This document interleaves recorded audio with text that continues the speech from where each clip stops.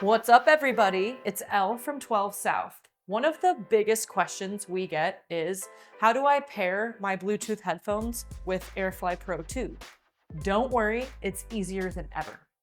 First, just turn your AirFly Pro 2 on using the on-off switch. It will automatically go into pairing mode, and you'll see that pair 1 light blink orange and white. Now, make sure your headphones are in pairing mode.